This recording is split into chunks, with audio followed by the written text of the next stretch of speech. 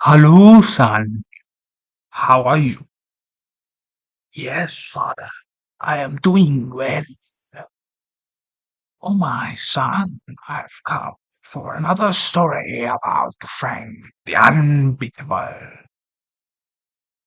But, father, last time you told me he wanted to become the Glory King. Did he do so, father? Look, son, a bird. Where? Go. Oh, let's ignore that bird. But, sir, it is not important whether we win or whether we lose. It is important that we continue doing what we, sir. Okay, father. What is the story this time? It is the same arena of honor, except this time it is a new season. So it is the first match, father? No, son.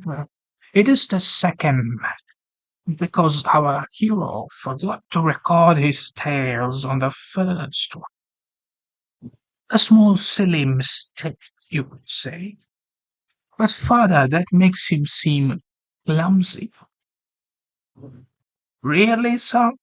Really? Okay, I agree. He is a bit clumsy. But let us continue. Now it is the story of a new match. The Lord prepares his soldiers. He does everything that is necessary, puts on the armor, gets ready for battle. Then he realizes suddenly he does not have a team. Oh no, whatever will he do? Oh wait, he has a great friend, Inferno. He messages him, "My friend, can I join you?"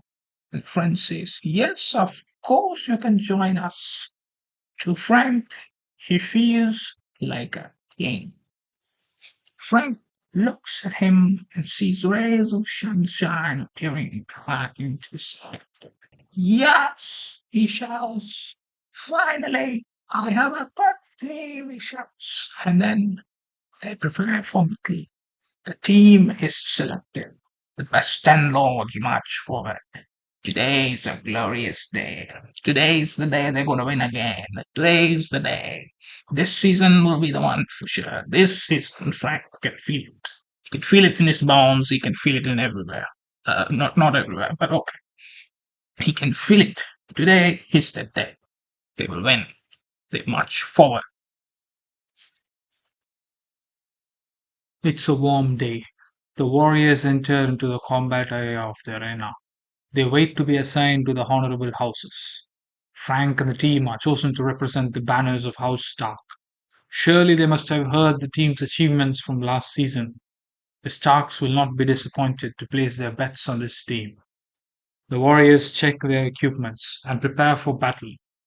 Secretly, Frank spies the enemies to check their strength. The enemies don't seem particularly strong, he thinks. This will be a battle of the mind. The horn sounds. It's time. The team races to capture outposts. Battle tactics are discussed. The towers are the focus. The strategy is formulated. The lords hastily build outposts to capture the important buildings. Spies are dispatched to look at the Lannisters and the Targaryens' strategy.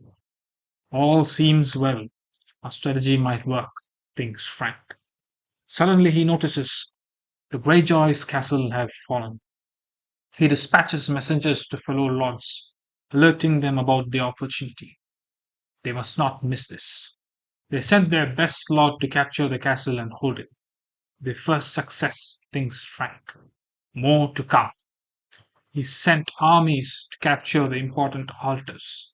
He waits for the next city. The Baratheon castle. It must fall. Opportunity. He sees the castle falls. He sends forth his lords. He waits patiently to gain full control. He smiles as they win. Now he turns his attention to the sect of the Seven.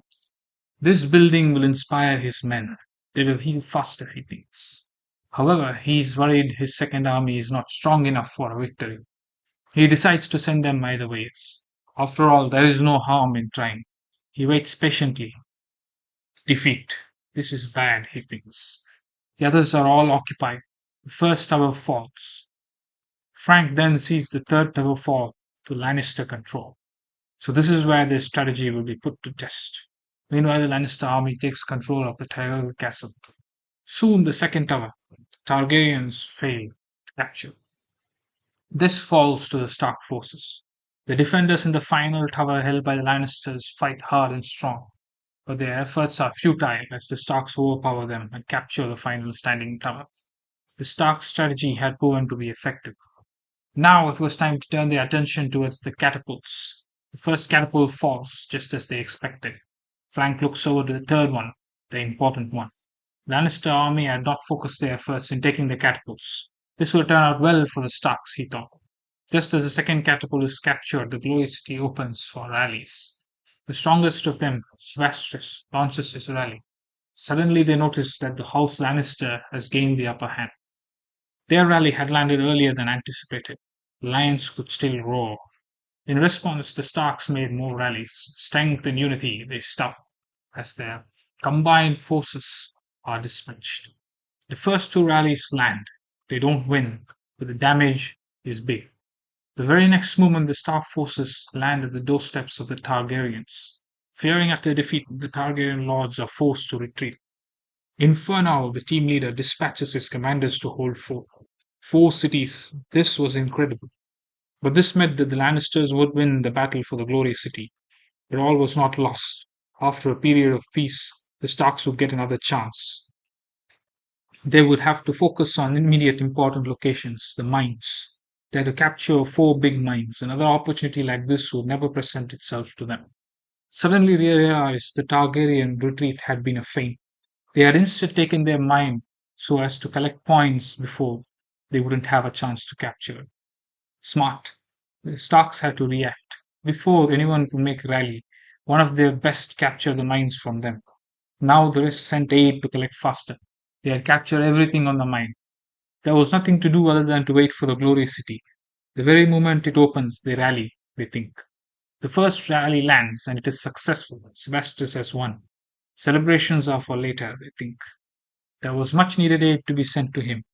After this, they rushed to capture the small mines. The Targaryens and the Lannister forces attacked several mines, seeing opportunity. The Starks had conquered the Glory City. Now it was time for defense. Several Lannister lords attempted to rally their men, but the strong Stark defense dealt a severe blow to their morale, causing them to give up. The Starks counted from 10 to 0 as the timer ran out. They had won.